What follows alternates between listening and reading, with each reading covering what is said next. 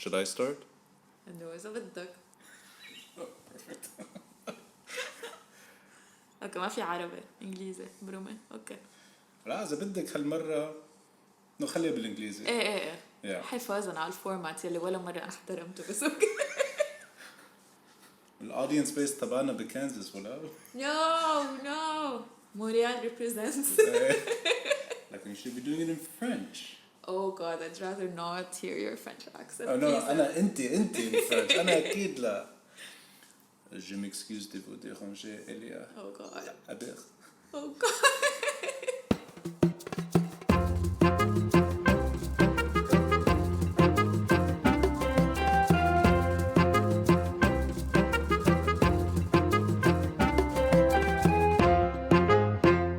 I took a cab yesterday to Beirut. One of those few days I don't drive there, but I wanted to get there before additional roadblocks were set up. مرحب كيفك؟ أنا عفوا مشواري أهون، أنا رايحة على مرخايل. شارع مرخايل؟ إيه يعني فيك تروح من البحر. إن شاء الله خير. After the ceremonial discussion of the weather forecast, we were immersed with your typical taxi drive on a protest day. The radio was blaring news clips and filling calmer moments with patriotic songs. The drivers were consulting each other on what roads are clear, which inevitably leads to a political discussion among myself, the passenger, and the driver.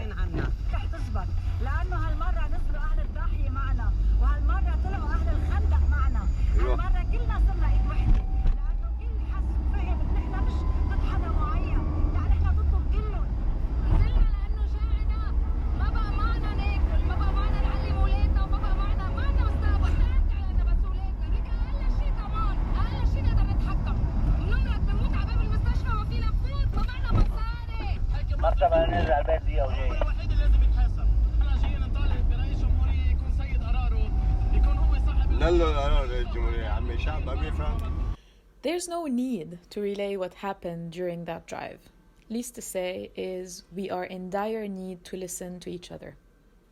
After I reached Beirut, it was sunny and a bit calm in Marmkhail, so I went to a calmer spot and honestly had no script, turned on my mic and shared some thoughts.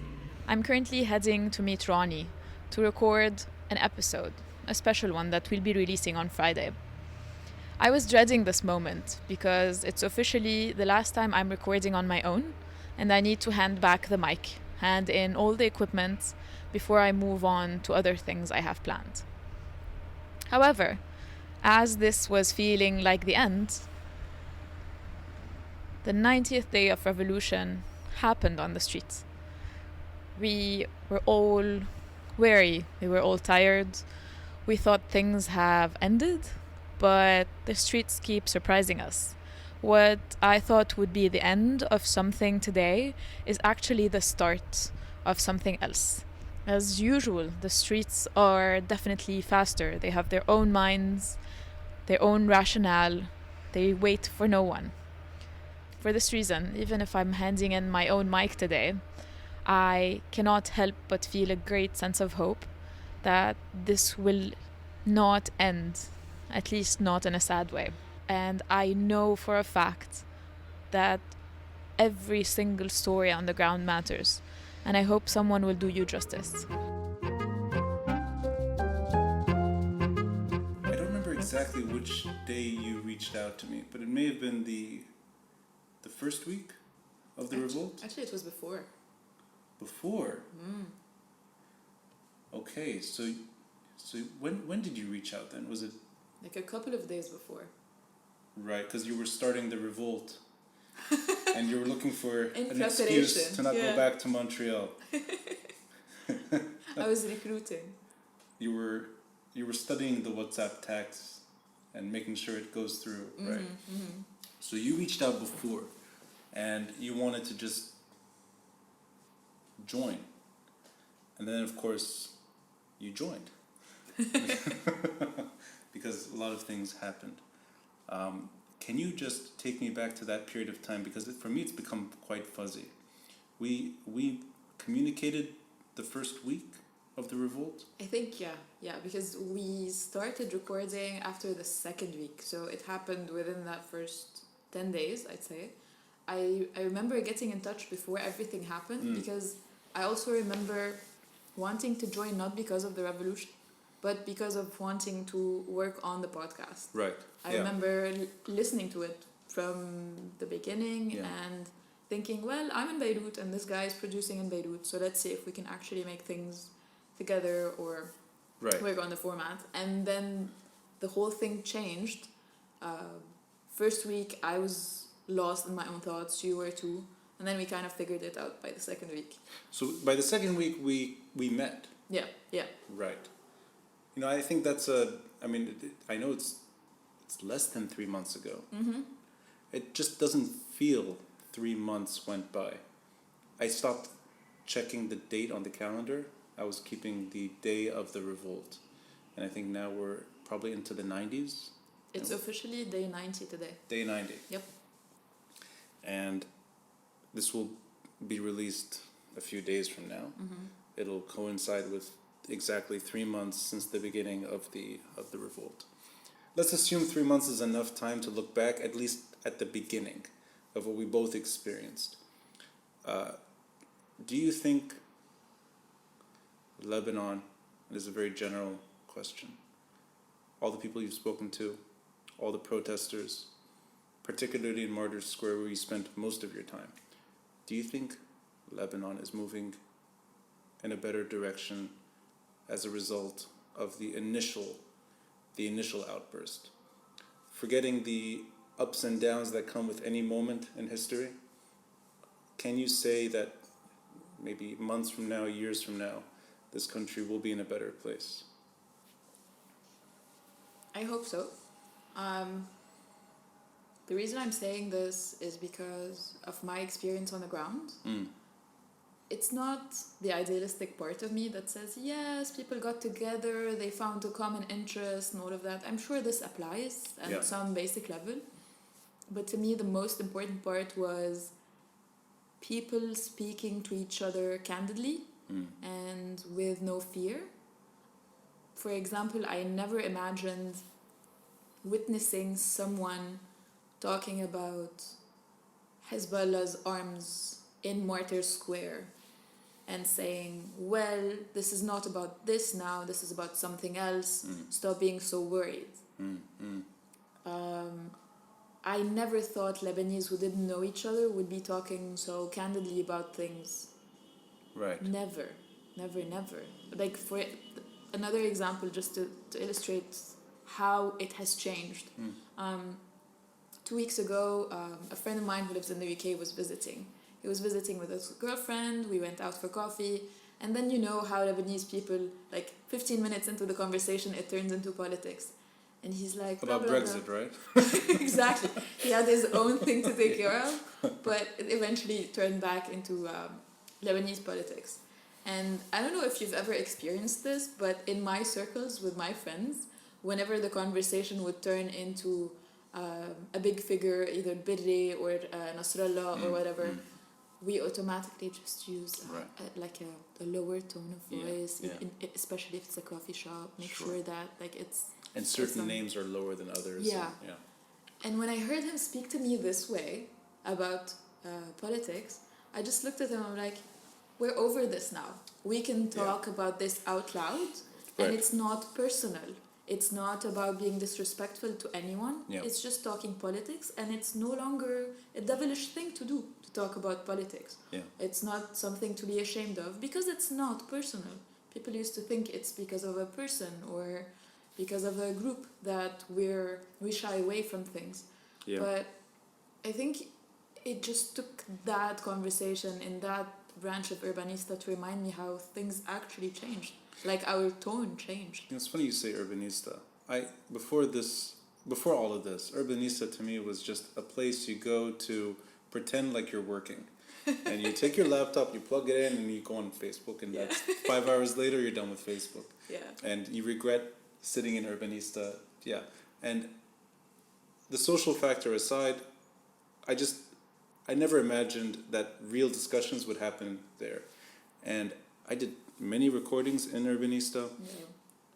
Many people that I interviewed were not just discussing, but strategizing in Urbanista. And one thing is for sure, the cafe's role in this revolt is central. It's not just Twitter and Instagram and WhatsApp and Facebook. People are communicating person to person in cafes like Urbanista.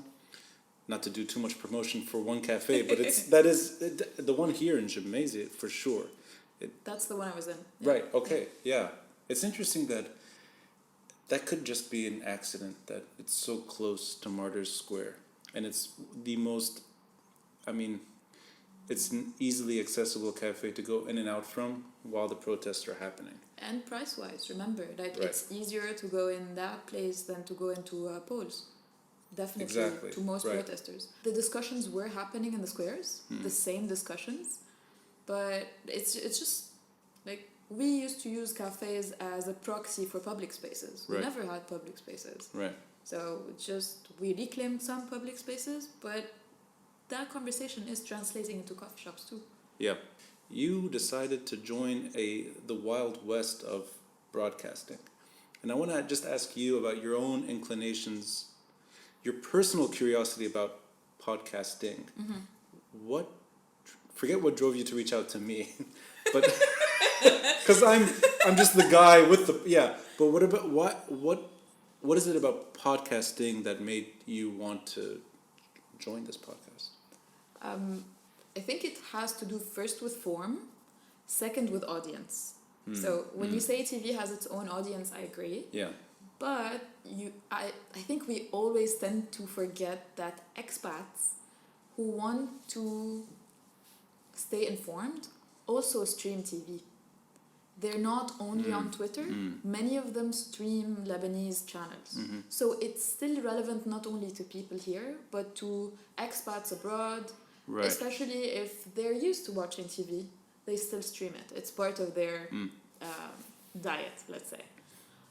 When it comes to broadcasting, I think it suits me more because I am not on the ground breaking news. This is, I'm sure, many people's roles, whether they're journalists or not. Someone is already doing that job. I don't think me being on the ground helps a lot with breaking the news. So you saw that role fulfilled? At least I couldn't see myself fulfilling it. Yeah, Even if there's a shortage, I don't see myself fulfilling that role because I know how mobile I can actually be on the ground and it's not as much as needed. Right. So I felt that I could offer something that's not necessarily quick to digest. Yeah. More, I see it as fairer to the protesters because every time I would go on the ground, naturally you'd expect that most people were already interviewed by TV stations. And when I used to go to rallies, I used to avoid the beginning of rallies because that would be the moment that every news outlet would want to catch protesters. Right. Every time I'm there, the first 30 minutes, I'm just on the side observing, letting them have their moment because people had like higher energy. Yeah. They wanted to be on camera and all of that. So you're like a vulture waiting for your dead prey. It's not for the dead prey. Let me explain why. Sure. It's not necessarily dead. When the traditional outlets leave, so do the protesters who are more attention grabbing. And these are usually not the people I want to talk to. Right. Just like you have people who are more outgoing, some people are less outgoing. And these people are usually not covered by media because maybe they're camera shy, maybe they're not the type of people who give you material that's hot enough for media, etc. Right. And these were the people I was trying to target. Yeah. Usually, these would be people who were like me on the side at the beginning, but they still had something to say. Not necessarily flamboyant in front of the camera, but they still had their own story to tell. And this is what I try to document. So at the beginning, podcast. You kind of knew that that's the voice you wanted to share. Yeah. The average protester not being too eccentric for the moment at the first few hours, the ones that are committed and getting their voices heard. I'm sure everyone is committed. Yeah. I would say also it's the people who are disgruntled by how the media is covering their opinions. So I heard this a lot, where they would describe to me how other reporters would be on the ground interviewing for 30 seconds and then they leave. They just bolt out. Yeah. So it's just a reaction. They're not given enough space. Yeah. I think that is the most valuable tool to this kind of new form of expression. Because at first it requires patience. Your episodes average somewhere between 20, maybe 15, 20 minutes at times. But sound bites or video clips, they're 2 to 3 minutes sometimes, or even less. So you need to already be willing to sit down for a 30-minute experience. And I think the kind of listener is the one, it's definitely attracting a listener that is more interested in exactly what's going on rather than just getting a headline. And I like that we both, without realizing it, we both thought that would be valuable. Because when we met, I think the first, I'm trying to remember the initial conversation. I think it was, I was trying to delicately suggest a Martyrs Square storyline with a portable microphone, and you were without hesitation. That's exactly what you wanted to do anyway. So we both kind of, I think, noticed that would be far more rewarding than just sort of a daily reflection, that you actually wanted to get protesters to speak their mind. 37 episodes, which is quite an accomplishment. It's a short period of time. Just so that this is not kept between us, can you please share how much of an obnoxious bitch I am when I didn't believe that you were real at the beginning? This is a story that will be told to my grandchildren someday. But just the caveat, this came out of concern that you're actually you're either you're trying to sabotage, or you're a bot. You're not real. This is his inner paranoia. So I decided to get in touch with Ronnie. I'm like, yes, I've been listening to this show for a while. I like the content. I think I can be a nice addition to what's going on, either format-wise or maybe content-wise. But wait. Let me just say, I'll only interrupt once. I'll interrupt once. Yeah. It wasn't really like that. It was more like WhatsApp texting through Facebook Messenger. It was like, yo, what's up? Intern? Question mark. It wasn't like that. Something like that. I remember intern was the line in its own. Question mark? I can prove otherwise, Okay, but fine. we're Yeah. ignoring Let's this. not. Yes, yeah, let's not go into details. Let's just delete those. Exactly. He's currently deleting them. So I tell him, like, I'm interested in working along you in this podcast. And then he's like, okay, so would you mind sharing your cover letter with me and your CV? I look at this reply and I'm like, is this guy for real? I'm volunteering my time, my experience. I'm a journalist. I can be of actual use to this guy. Mind you, I'm thinking the same thing. Is this person real? Okay. Let me find out. We could have found out over coffee. Anyway. We did. So he's like, okay, so he makes me write, because if you are a professional who's serious about their job, you write a different letter for every job or every opportunity. You don't recycle the thing. If you do, this is why you're not getting the job. So I write down this letter detailing what I actually want. And I remember writing it on a Sunday. It was a big protesting Sunday just before I was heading out. I'm like, if you don't write this now, you're never going to write it. So I wrote it. Day 3 or day 4 of the revolution, and you sent the most impressive, I mean, you should use this for any job. I think NASA or whatever you tend to do later. I mean, this is the cover letter. Mm-hmm. I think I felt so small after reading it. I like, do you want the cover letter? I'm gonna give you a cover letter. That was a cover letter, and I showed it to a few friends. I'm like, I think she's real. They're like, yeah, she's real. You don't get that unless it's real. I'm like, okay, sure. No. Like, if he's not impressed by that, I don't want to ever meet him. Never. Yeah, I think, I hope you just change the name and the occupation when you apply, and I think you're fine. I might actually use your cover letter. So yeah, this is how it actually happened. I applied to be an intern with Mr. Shata. You applied. Is there any other way to describe the process of writing a cover letter to you? No. What was our inner joke for a while? It was master's degree and cover letter. Kabebji. Yes. Customer of the month Exactly. and your cover letter. His on- 3 achievements on the wall. Yes. He managed to get all 3 documents. Yeah, and the hardest one was you. I'm still not sure about the Kababji one. I'm sure that was hard. Over time, I'm beginning to think this is something I wasn't that special. I think anyone who ordered that month got a customer of the month.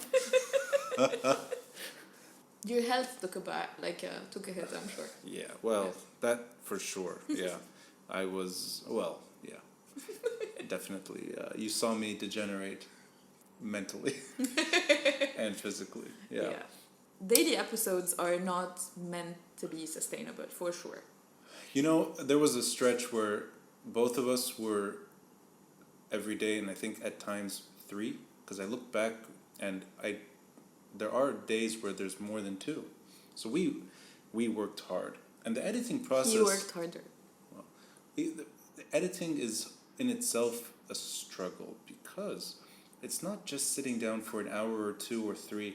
It's making sure the internet is sufficient. It's uploading a massive file. It's converting it, and it's a commitment every day. Let alone the recording, or let alone organizing the recording. These are not easy things. What should be ideally maybe 4 hours or 5 hours can literally be 15 hours if it's not handled correctly. Yeah. But I think, because I've not looked back enough, since we're still releasing nearly daily episodes, I think we have so much material documented. And before we go back to the early stretch of the revolution, just going again to the future, do you see this as a record people can look back on and maybe relive the moments of optimism and caution, perhaps some reluctancy? I mean, do you think this is a tangible way for people to relive all that's happened, all that's been sort of momentous in this time of history? Because I do. And I never asked you this question about what could be perceived as a larger purpose to this kind of narrative. I know it is for me. I don't know if any of you listen. We're also releasing kind of snippets of every episode just to give you a taste of what the episode is about. So when I was preparing the snippets for my own episodes, I had to re-listen to all the episodes and then pick the ones that I thought were representative of each person's narrative and what they actually wanted to convey. And it just put a smile on my face. I almost remembered every day, every person, every story. Some were positive, some were negative. Not every interview went as smoothly as I wished. Not every interviewee had a story that was positive. Sometimes we just had to work around it. It was for me. It did take me back. So I hope that when I listen to those a while later, and when our listeners hopefully listen to those a while later, they will not only remember the people, but how themselves they felt when they first listened to them, because it definitely felt that way for me. It took me back to the days I was editing, to the conversations we had on WhatsApp with my interviewees, discussing what they had on their mind, etc. It's a story. Like, the podcast itself is a documentation, and then the story around it and how you consumed it is it's another layer of the story.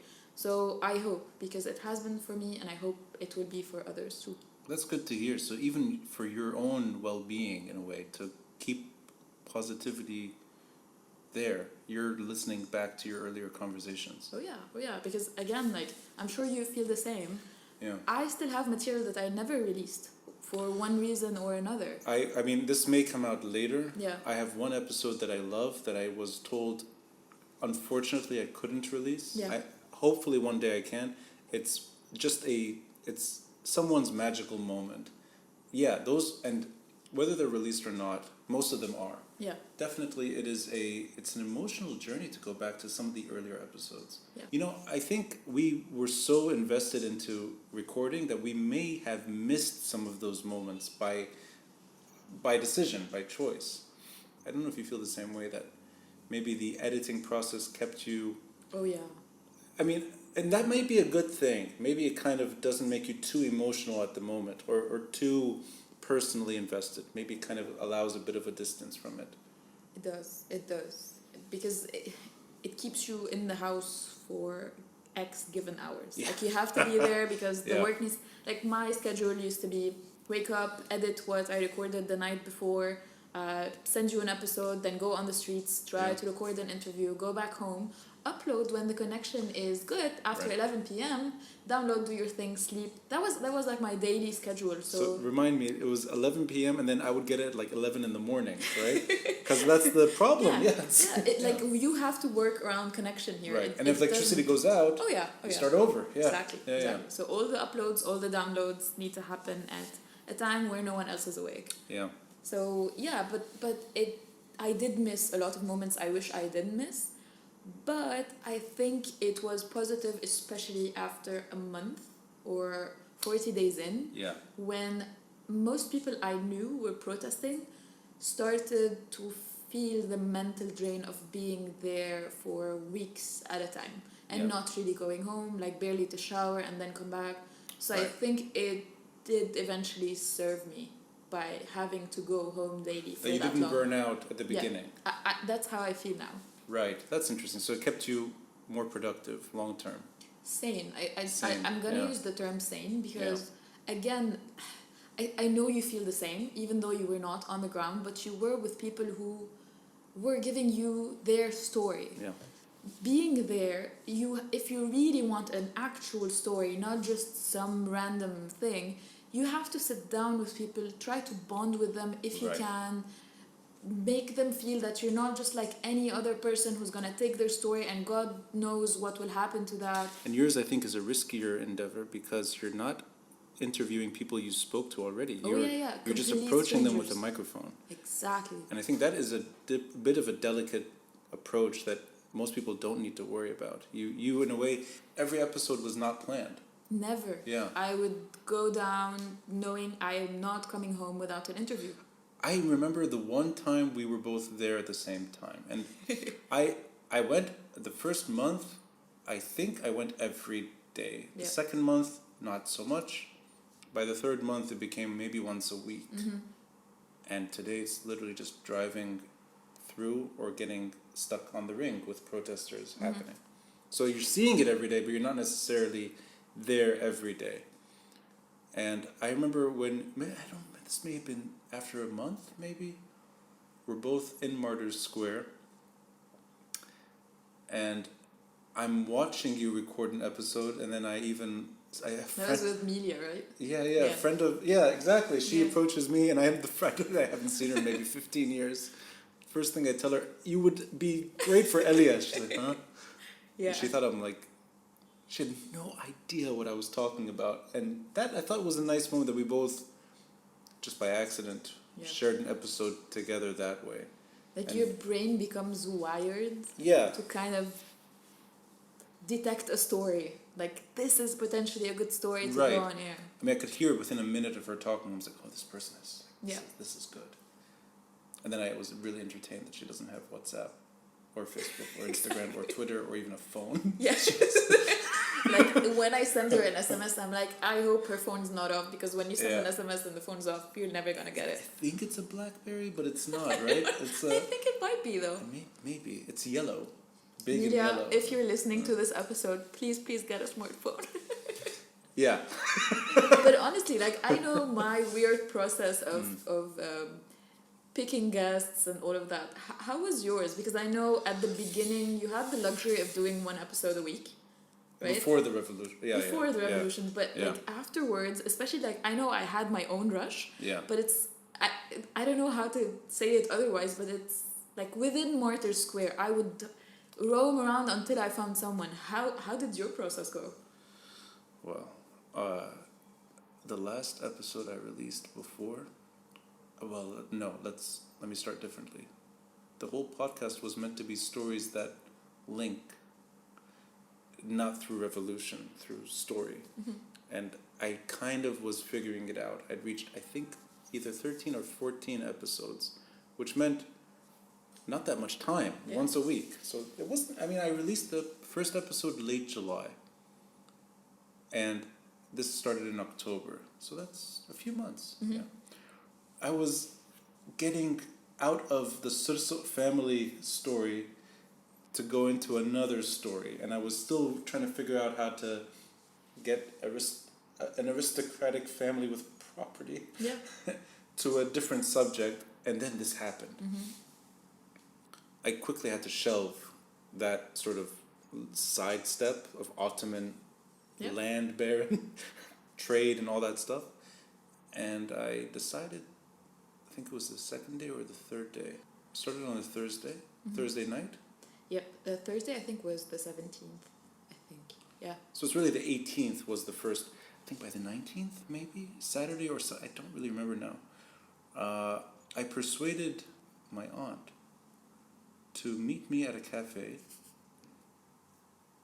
not a downtown, meet in downtown. And then we walked to a cafe. She brought some of her friends with her. And horrible microphones. One of That them, was a loud episode. I mean, not only was the cafe loud, Yeah. but the microphone blew up because I think it couldn't handle what was happening. It literally, it blew up later.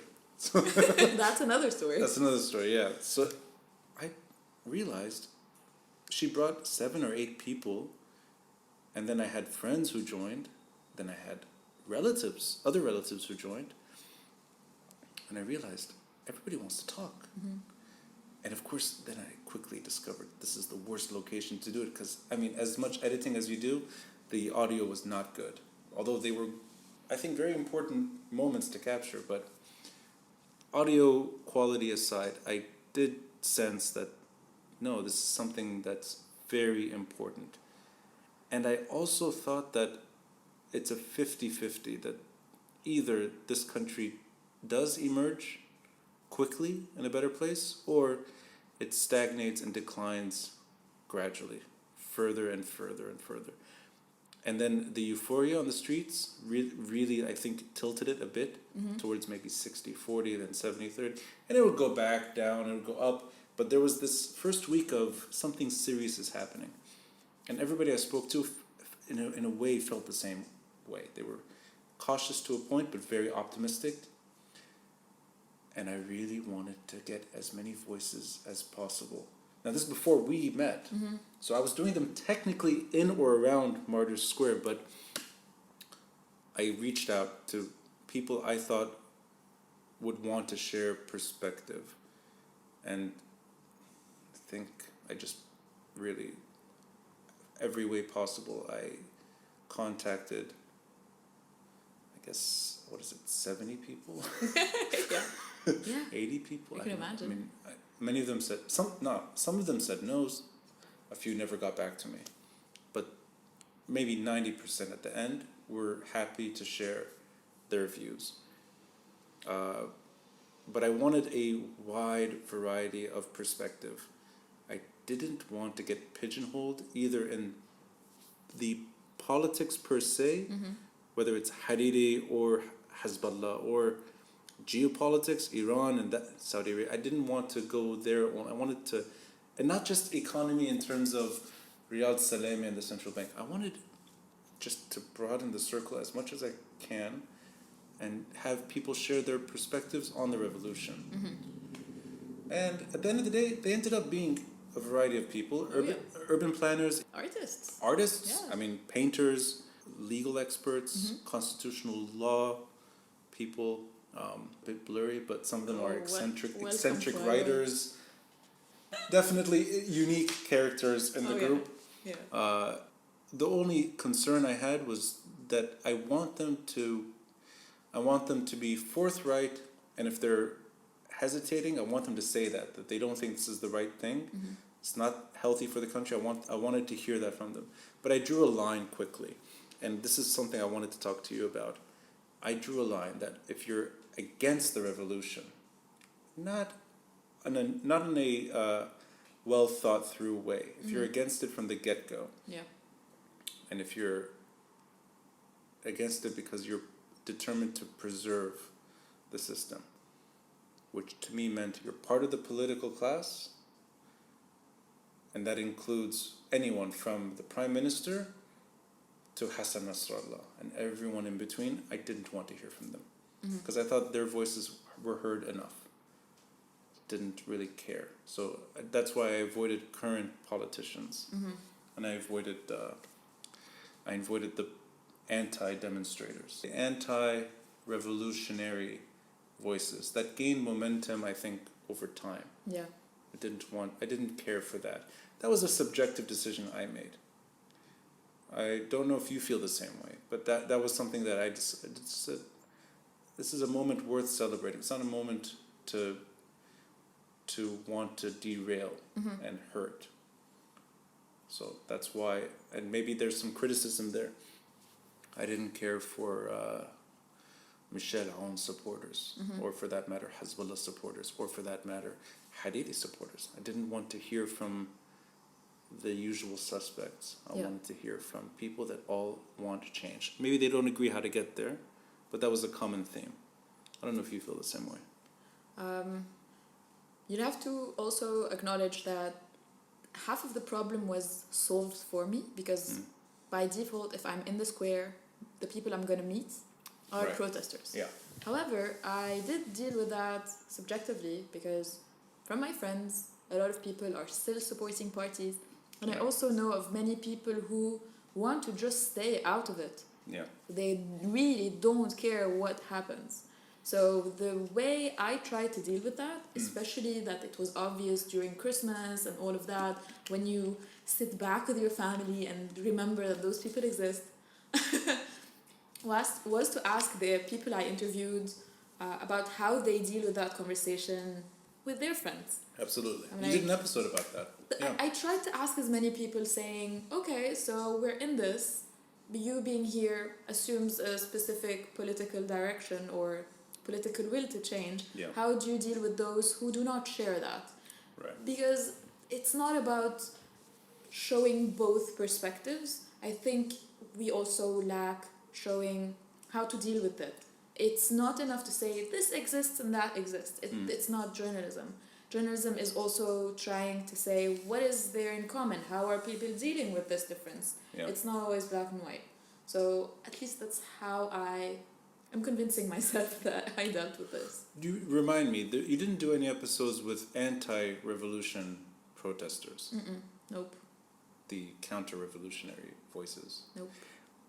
And maybe, I mean, one could argue that their job is being done. And it's not, of course, just the news outlets available to that wide variety of persuasion. But that, in a way, that voice has been the voice for so long that maybe it's not necessary to treat that as an equally important voice to include on a rather subjective journey that we're both going through together.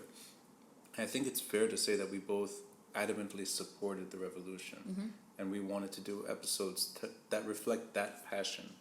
So maybe it's a built-in bias, but that's a bias that we wanted to share. It wasn't something we acknowledge it. It's not that Yeah. we're saying the bias does not exist. Right. And I would also add that the other voices are not less important, but I would argue are not new. It's Right. nothing that we can add to the conversation. Yeah. There's nothing we haven't heard before, at least from my perspective. Yeah, I agree. Every person I already talked with does not add anything new. Yeah. However, the protesters are, not because they are original and there's nothing like them in the world, but because their voices were not heard before. That's true. And they were now being heard, and that was, I think, our mission, was to record it and document it and keep it alive. Was there any moment where you felt things were going wrong? And I mean this more than just the intimidation that we saw, where we saw this together, tents burned to the ground, people getting attacked physically. the Sauda sign being burned and then later replaced. And that's just a few very small examples. We also both, I think we were either talking on the phone or recording when one protester was killed. And it's quite amazing that it's just one protester. I mean, it's if you think about it, that might be the most, that might just show exactly how unique this moment is, that one person died. Someone else died by accident, falling from one of the buildings. So that's, compared to Iraq, compared to Syria, compared to Iran, this is quite an accomplishment. But did you ever sense that when you were recording and watching it, that this is not going to work, that things are breaking? I would use a moment that I lived. I think to most people would be something you'd forget in an hour, but it still sticks with me, and that is about how complacent people can be. So I remember I was in Martyrs Square. It was maybe around 10, 11 p.m., so it wasn't really early, and some people were on their bikes, just passing by and kind of just trying to provoke the others. anti-protesters. Just trying to keep the fire alive, do some provocation. This is after the initial burning. Yeah. Right. So that was on one of those nights. Unfortunately, there are so many right now. I can't really pinpoint to the night, but it was one of those nights where people on bikes were trying to provoke people in Martyrs Square so they can kick them out, remove their tents, etc. It was one of those nights where something was about to happen, but nothing eventually happened. Yeah. So I was there, and I remember that people were on the ring, and they were literally like on that intersection next to Azariye and the mosque. Oh, this is the of course. This is not that long ago. It wasn't. A month ago or so, right? Maybe. Yeah. And I was with some friends. Actually, those became friends after I had interviewed them. They have a few tents next to the mosque, like next to the building there on the site. And I remember there were young children. There were everyone there, and my car was parked on the ring. So I'm like, I'm gonna turn around. So using the seaside roads. Yeah. And then go up in Jemaise and then go back to the ring. So to avoid going up directly to the ring, because it was a bit of a mess. So literally doing the whole ring to get back to the... Like I went down to Nahar, went straight to Saife, and then went up Jemaise. Yeah. So like shots were being fired. It was a mess. Like it wasn't something people were very okay with. Like they were talking about taking the children to the basement in case something happens. So that was the situation. There was tear gas everywhere. And that was before tear gas. It was before? Before tear gas. Yeah. So I remember it wasn't like a nice situation to deal with. And then I'm like, okay, you guys, I'm sorry. I'm going to have to go. If you need anything, let me know. If you need me to take someone somewhere. Anyway, I was on my way. So I go up to Jemaise. I'm like, I'm already tensed. I hid my mic. I'm like, I don't want anyone's attention around me right now. I just want to reach my car and then go home. And I remember in Jemaise, people are just drinking and having the time of their lives, while a couple of 100 meters away, people were scared for their lives. I left people with sticks. They kept their sticks near their bodies in case they were physically attacked. They were worried about their own safety in their tent, while a couple of 100 meters away, people were holding their drinks outside of a pub, smoking, and just listening to music. And I'm walking just with a stupid sense of fearing for my own life. I'm in the middle of stupid Jemaise. I'm worried while these people feel nothing, and 2 minutes away, people are literally fearing for their lives.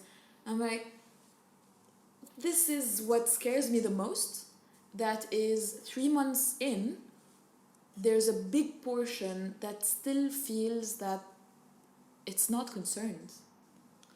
You, I think, are experiencing what our parents and grandparents tried to relay to us, which is that really it's a thin line, and it always is like this. You go back to the summer war of 2006, July 2006. I mean, you're just a few kilometers away from Dahi being bombed. Yep. And there were I mean, people go about their daily lives. You have the Civil War, the Khattames, snipers shooting, and you have people on the beach as well.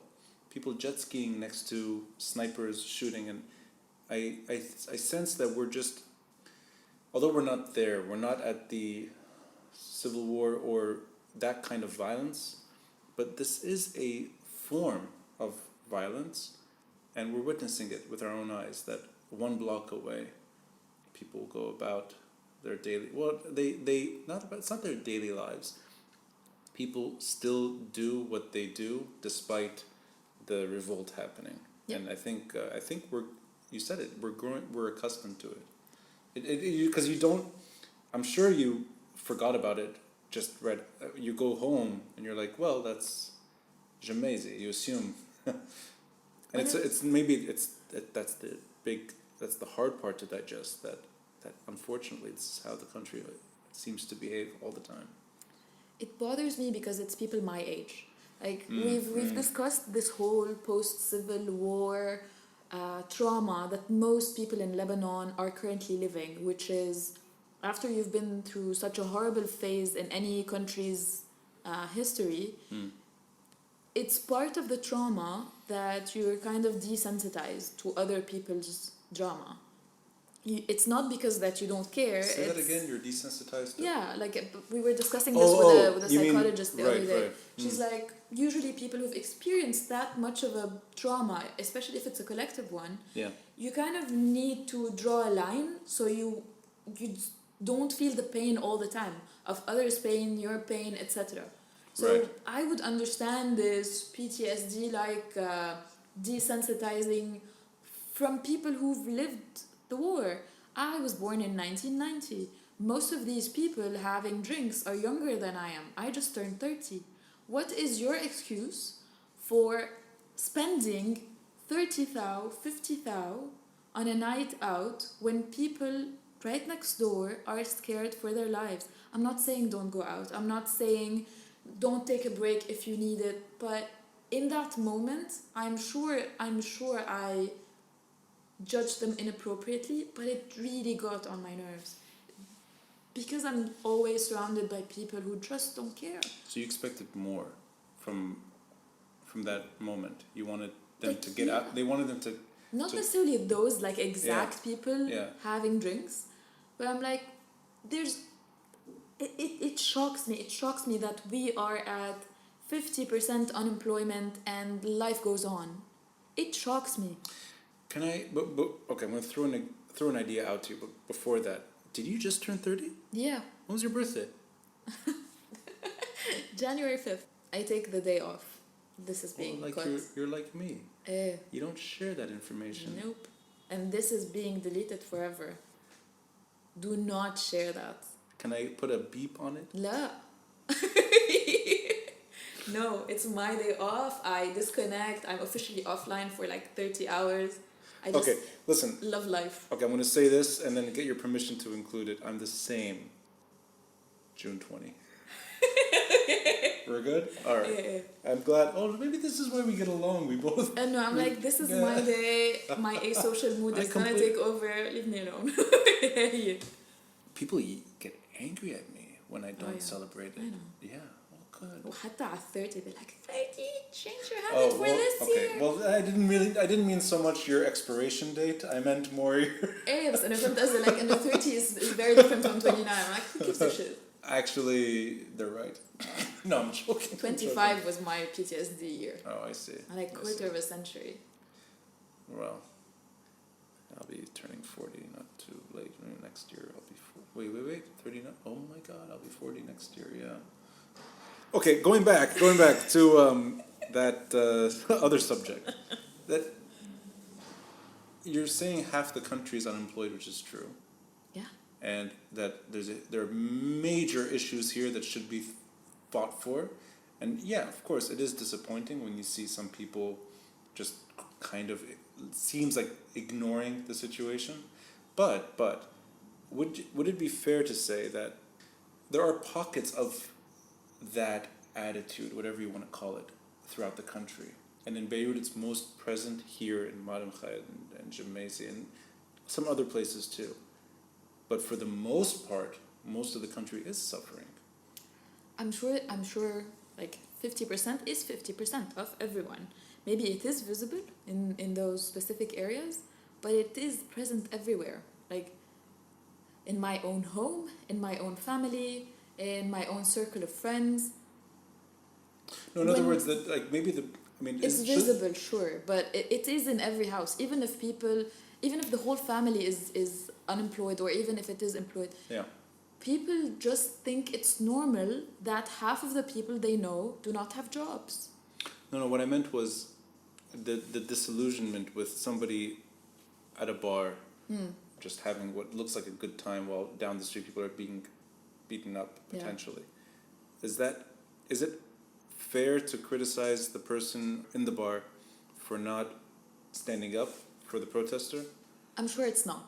I'm gonna. No, I actually don't know. That's why I'm curious. I think it's not fair. But I also need to say this out loud, that I am one of those people who was unemployed for 2 years. Yeah. Not 2 months. And I'm an AUB graduate. Yeah. I'm not saying AUB graduates have an advantage over others, but I'm just saying I have a degree. Just like people who are employed see things from their perspective, Yeah. it hurts when someone who is unemployed and finally sees hope in something still sees that many people don't care. I'm sure on a regular day, if Thawra wasn't going on, it would hurt a bit, but right now it hurts a lot. What would? Seeing people not care. It would hurt more if there was no soda? No, less. It I'm hurt saying less. Yeah, right. But right. I mean, Thawra is happening now. Yeah. And you can hear gunshots. And you still think it's a good idea to go out and have a drink a couple of 100 meters away from them?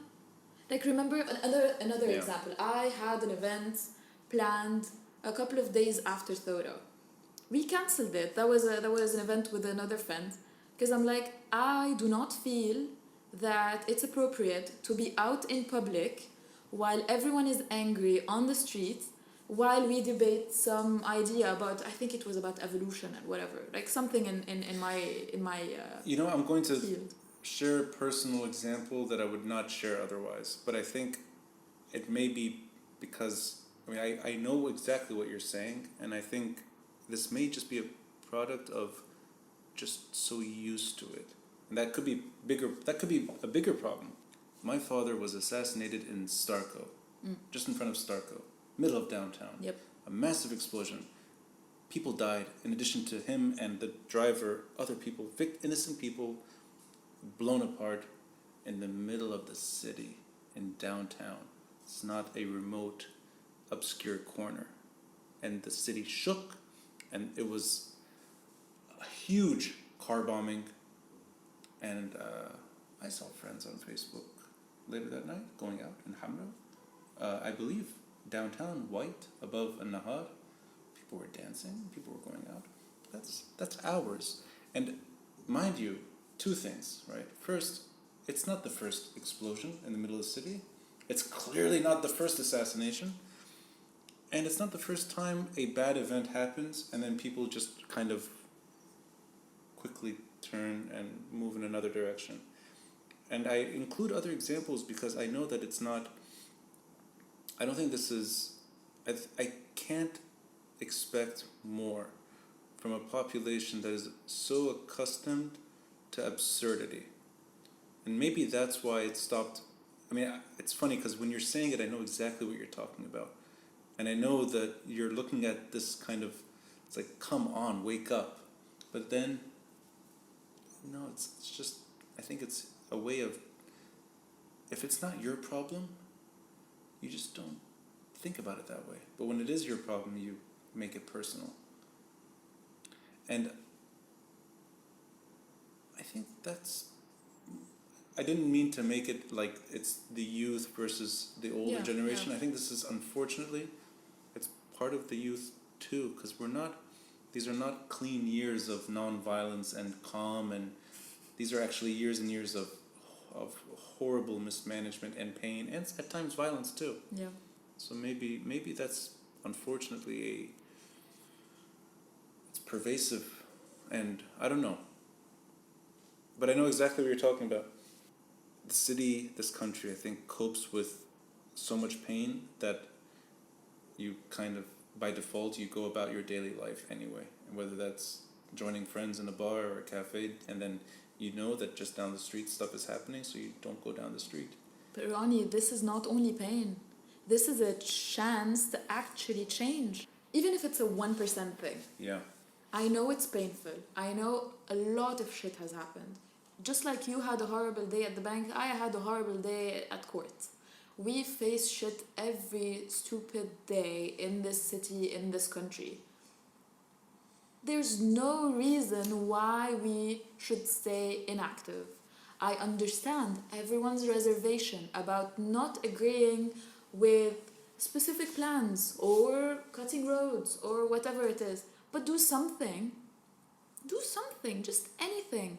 I understand also whomever wants to take a couple of days off, just cope with whatever chaos is happening. But get back in it. If this is not for you, who is this for? I want to touch on something that's not related to the podcast, but it's related to something that we sometimes bring up, and then we kind of started talking about it today. You deal with your own problems here, which are systemic. They started way before the revolution. Yeah.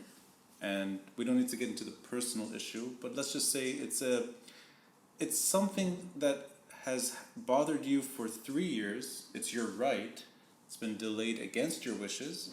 And the only way forward seems to be bribing. Now, that's a very vague example of what many people have to deal with here. Corruption at the lowest level. And if it's not bribing, then it's a different form of bribing. You call somebody, the wasta that we all deal with. Connections that are not necessarily for positive reasons. And this could be, by the way, you need to use connections to do something correct. It's not necessarily for ill gain. It could be that you want to do the job right and you can't. You want to do something that's correct and you yet need to go circumvent the system. I keep thinking that people leave this country in waves due to violence in all its forms and due to corruption. And corruption to me is wasta. And wasta in this country, we've perfected wasta. We've made it I don't think we're breaking the system, we're breaking wasta. We're trying to, because there's really no. What is the system anyway today? It's power sharing along very corrupt lines. And I keep asking this question over and over and over in different ways, that whether or not the country can move forward, so long as there's one group today, it could be a different group tomorrow. It was a different group before, and it'll take different shapes and forms. But as long as you have weapons outside of the state, can this country move forward? And I never get a direct yes. I get a very either vague answers or a direct no. So I assume my own preconceived notion about weapons beyond the state will derail any decent attempt at fixing this country. And I know people are fed up with it. I know people want corruption to end.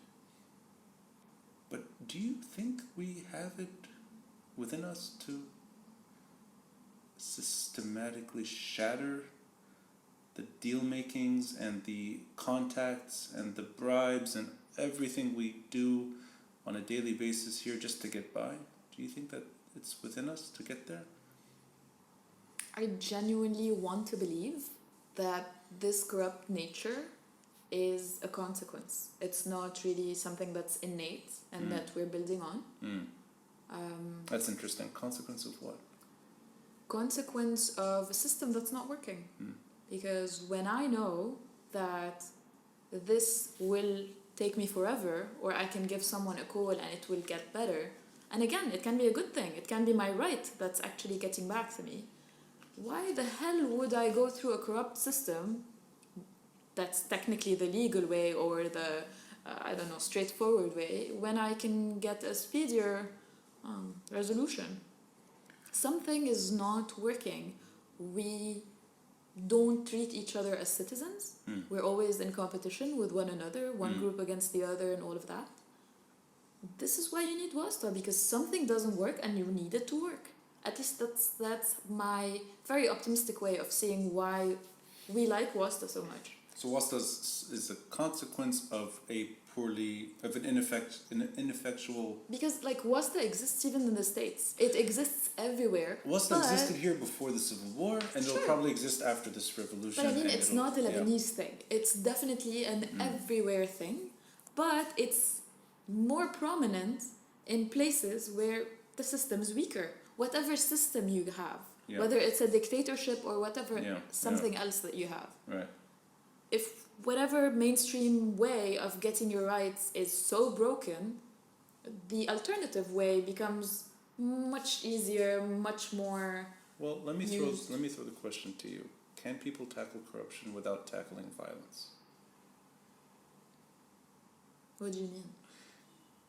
Can you imagine this country being less corrupt but still weaponized the way it is? Again, I still see the weapon situation as a consequence. I don't think anyone takes up arms just because they feel like being thugs. So both are consequences of a horrible system. That's how I would like to see it. But if that is the case, which I hope it is, because that is, I think, then it's very easy to say, put something new, right? Okay, put a new system in place. We're now 3.5 months, almost. Yeah. And I don't know what a new system looks like, and I can't imagine it. And all I see is maybe it's pessimism. I don't know. I can't imagine this country as a secular, pacifist state, and I can't imagine it staying a sectarian, power-sharing thing. I can't see either one, and that's why I don't know what something new looks like. I don't either. I want to also remind you that I've only seen Birri days. I was born in the 90s. I do not know anything else, literally. Birri days? Yes. That's like... Literally, like this is the that's era. just a few days? Literally. Maybe a year? A couple. But like joking aside, some of us have never seen anything else. Technically you were born to a different speaker. Really? Yeah, say it. When did he leave? I think 91 or 92. Okay, come on, that doesn't count. Maybe 92, 93. I was still like half breastfeeding, half whatever. It doesn't really count. But like you see what I mean? Like some of us literally have not seen anything better. Fed. Yeah, whatever. Okay, anyway, that's my mommy instinct kicking in. But honestly, look, we've been accustomed to this being the only reality. Yeah. I'm like, why? I'm sure it makes a lot of sense in many people's heads, but it doesn't in mine. I'm not saying that this is the ultimate evil and we should change to anything else. No. I'm not a proponent of change, whatever the change is. Yeah. But it doesn't mean that there's no alternative. It might turn out to be worse, but I'm like, let's talk about this. Let's just talk about it. You're talking about reform. I think, right? If it's neither preserving or demolishing, it's fixing. Honestly, I don't think we're at a stage of doing anything except replacing. Like we're not, in my opinion, we're not in a Thawra stage. We're not gonna rewrite the constitution. Yeah. That's Thawra to me. Right. We're at the stage of, okay, let's keep this structure, but let's replace. We think the problem is with the people who are holding power. Right. Okay? Because some of us, again, have only seen those people. Right. And it's not a problem with Birri or whomever. For whatever reason, some people are seen as the main problem, not the system for now. Even though some people are saying this is the system, but many others are saying, no, it's you guys, and we want to remove you. كلن يعني كلن. It's not ثورة, بلد, نظام. Some people are saying nizam, but mostly it's let's replace those people. So I'm at this stage saying, this might be a shot worth taking, and maybe after we replace them, we might see that it wasn't really the people. Something is wrong with the structure that's making the people behave this way, and that would be a discussion for a later time. But right now, I don't think we're in a position except to replace the politicians we currently have. Interesting. So this is like a step-by-step process, in a way. That's how I see it. I'm not saying it should happen this way. Yeah. This is how I see the street moving forward. I do not see the energy for the Thawra. Right. I think a lot of us are gradually coming to that conclusion as well. And it is, I think, safer now to say that maybe it's not a revolution. It is clearly it's a revolt. Yep. It's an uprising. Maybe revolution, it's too soon, whether or not to use that word. I agree with you. I think there's a preconceived optimism in that word when you say it without the revolution succeeding. It's maybe not. Maybe that's not the right word for the occasion. Or it's a Lebanese revolution, and this is what revolutions look like in Lebanon. Maybe, but time will tell. Time will tell.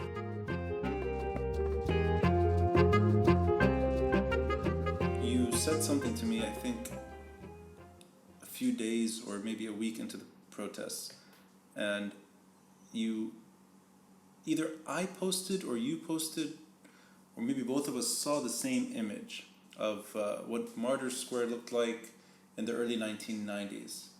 And I remember your words, you're like, oh, I didn't know all that was there. And I like, So this made me very sad for nothing to do with you. I've spent so many years trying to explain Martyrs Square to Lebanese and tourists, and on this tour that I give. And of course there's no tour now. But I was like, I just wanted to kind of give you the tour. And I spent hours and hours every day, aside from the podcast, trying to create the video about what you were talking about, which is the whole story from beginning to today. And I'm certain of this, that this part of the city is so special, it's so magical, and I think it really is the place that all of us continue to rally our cause. At the same time, it's 100 years of history, and sure, we keep going back, but it's a century of trying to figure things out collectively. I sometimes get scolded by somebody I've interviewed a few times for the podcast that power sharing, pluralism. These are not. Those words sound great. Compromise. You look at the neighborhood, and we definitely have failed at times. But I mean, Syria's in a horrible state. Iraq is violent. Iran is its own story. Egypt is suffering. Libya is at war. The Palestinian cause is still being fought. And Lebanon, if you put it in that perspective, maybe it's not so bad. Maybe it's not the end of the world, because the end of the world may be actually the neighborhood that we're living in. Is there any credence to the debate that maybe this is the only way forward for Lebanon? A sectarian power-sharing model that we don't like, we don't enjoy it for the most part, but do you think that there's any positivity today to the way Lebanon has handled itself over time, and that maybe it's the only model that we can live with, and whenever we try to get rid of it, it doesn't go away, it stays? Honestly, I'm gonna shy away from using the words. I'm gonna use new social contract, because it's easier for me. It's less loaded with expectations and definitions. Let's use a new way of dealing with each other, a new social contract. Honestly, if from our discussions, from your discussions with your own circles, my discussions, just watching TV, monitoring social media, if everyone is so unhappy, why do we want to stick with something that makes us so unhappy just because it's familiar? Yeah. Anyone, I think, this is how I liken it. It's anyone who's gotten out of a toxic relationship, it's kind of the same.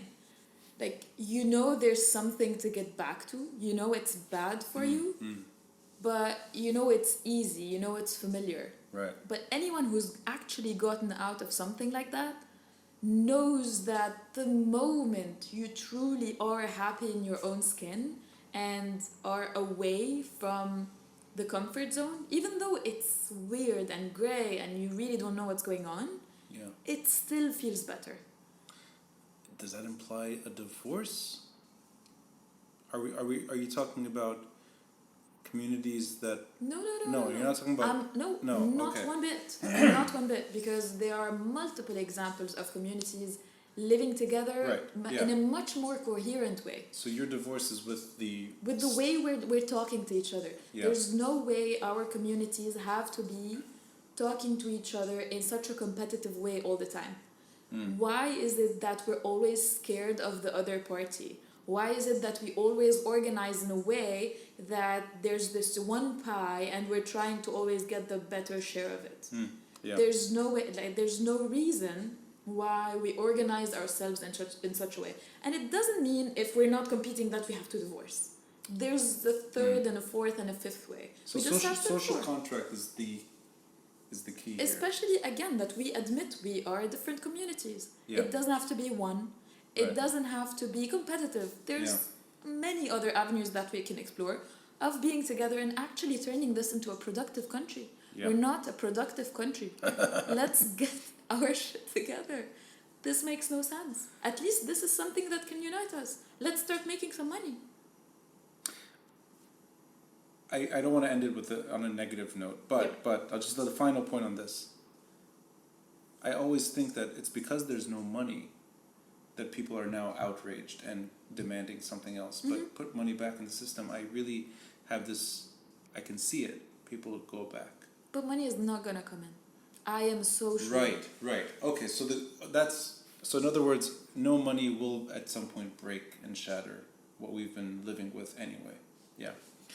And maybe violence gets us to somewhere different later. Not necessarily violence, but actually looking to ourselves, into ourselves and others, and saying, oh, this illusion, this way of just hiding our eyes from what's actually going on needs to change. We need to have a very honest conversation with each other, with one another, of what the hell can we do with this country so it's productive and not everyone's savings goes to waste or everyone's lives goes to waste.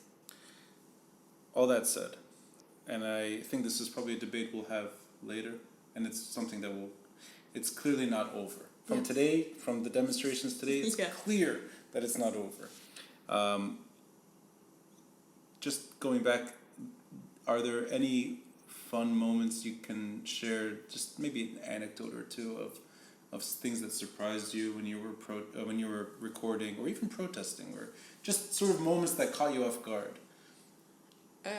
Honestly, I only have positive moments because I've met amazing people. Everyone who's listening, most of them, I had to be very kind of objective during the interview. There's also this one day I was sick and I went down. I needed to check up on one of the people I knew there, and I was visibly sick. My nose was running at the same time. Yeah, because I also needed to record and check on some people because afterwards you develop relationships. You check up on are you still well? How's your tent, etc. So I remember. How's your tent? It's a thing. It's funny. Yeah, it's true. It's true. How's your house? Is it still holding together? Exactly. The house is gone, but the tent's fine. So this guy gets me a chair, and I'm sitting. We're just chatting about what happened the last 2 days, what they have planned, etc.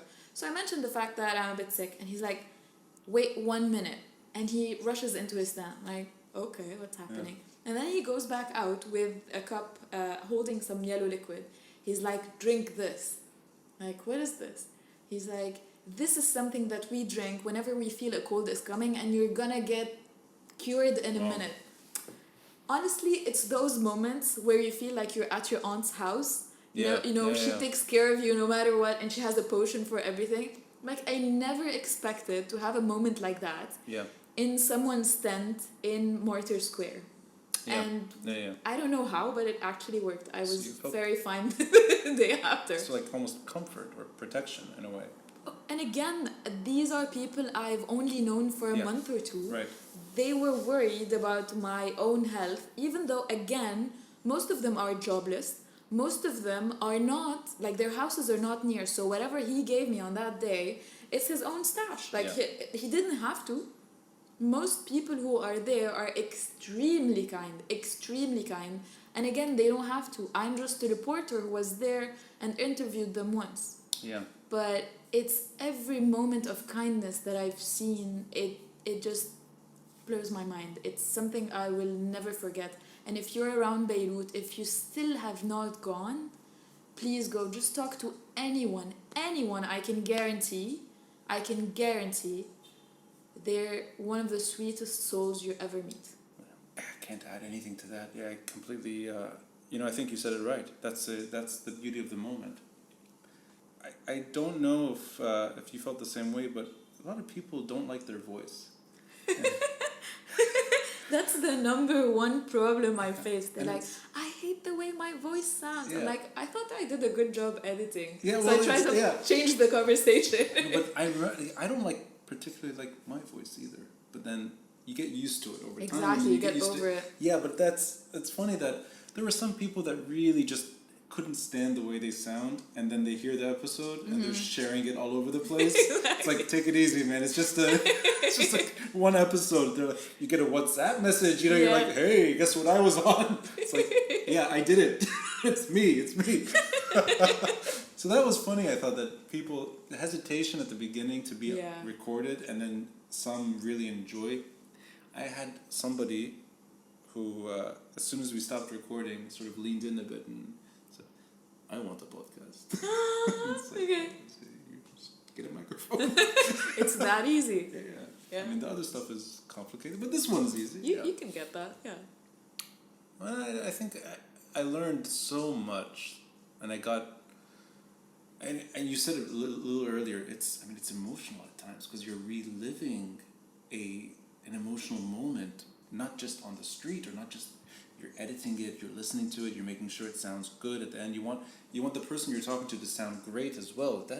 But anyway, the story is living with you 24/7, and I think it can be exhausting, but you definitely gain so much insight into how people are appreciating and handling what's happening. I mean, I think everything I say now, there's voices in my head, and they're not. This is not psychosis. These are actual. Almost there, though. Yeah, I mean, these are voices that I recorded in my head. And I can see a bigger picture now that I didn't see before. And it's with immense regret to share this news that you're leaving. Now, the funny thing is you're leaving after I leave. Exactly. I'm leaving until perhaps, I don't know. I'll be gone for a while. I intend to record episodes while I'm away, and all of them will link back to this moment.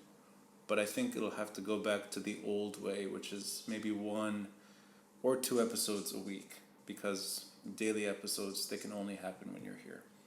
And maybe even now, daily episodes in Beirut at this time may not be sustainable. So I think we did our job for that stretch.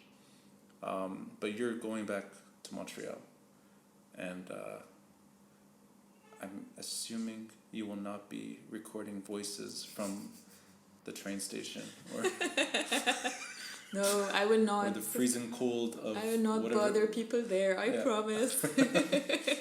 But what is your next step now? You're going back to finish your degree, Yes, your thesis. yes. Okay. So, And yeah, for those who don't know, which is normal that you don't know, because it's completely unrelated to what I just did, I'm doing my master's in digital innovation and journalism, and my topic is about communicating the challenges of artificial intelligence. So I'm doing science journalism. So yes, I'm hoping to finish that degree and hopefully get into that line of work. I'm a scientist by trade, officially, and I'm doing this. But You managed to host your Café Scientifique? yeah, but again, it's whether it's the cafe, whether it's this podcast, whether it's anything, we're all storytellers. I think it also comes with the flexibility and the sensitivity to know where to focus your energy. If you're my supervisor, I'm definitely working on my thesis. If not, I think you all understand how both my schedule, Ronnie's schedule, and every one of your schedules has been affected by what's going on. And I think it's just our sense of duties. I've been surviving on coffee from Ronnie. Ronnie is also juggling a million other things. It's not about this being our primary thing, but I think it's also part of our responsibility, our duty, to recognize that at times you just need to take a break and divert all your energy to one place. Hopefully this will turn out to be a wise decision that we did. And if not, I'm honestly very grateful for the opportunity to share that many stories and to talk with so many people I wouldn't have talked to otherwise. Trust me, holding a microphone gets you very far into conversations with people. It's a good conversation starter. It's a bad conversation ender. It is, especially if you're like on a deadline, you're like, I really need to go. But yeah, it's interesting. I'm happy I got to do this, and I'm happy I met you, honestly. You said I was the best intern. I'm keeping that too. You're the only intern. Like, for now, but the best will remain. Like eventually, if you get multiple interns, the best is still mine. I am not giving it up. Listen, maybe another revolution I'll get a better intern, but I think the memory of meeting you and doing this with you, it's a very positive memory that I'll take with me. Hopefully, while we're both in North America, you're in Canada, I'll be mostly in New York, that we'll be able to meet and share these stories in different venues and maybe keep this passion going while we're both abroad. Yep. Regardless, thank you, Elia. Thank you. You're not supposed to clap for yourself. I am clapping for you, saying thank you. I'll clap for you. Let's clap for each other. You ruined my joke. Ignoring. And yeah, we'll share anything we do together abroad. We'll share in different ways. But with that said, I don't know how to end this. Can you end it with the way you end all these episodes that you end? Not in a cheesy way now, though. Okay, let me do this officially. Elia Haber, signing off from Ronnie's couch. For the Beirut Banyan. Perfect. Thank you, Elia. That was awesome. There was a big crackdown on protesters a couple of days ago who were gathered outside Takanit al-Halo, demanding the release of the detainees. AUB MC alone received over 30 injured young men and women that night. Sadly, journalists were also attacked. I'm sure many of you saw photos of that already.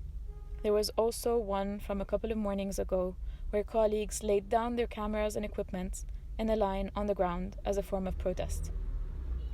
The imagery is very powerful, not only because those journalists risked their lives to relay actions on the ground, but also because their equipment is the first thing that's attacked.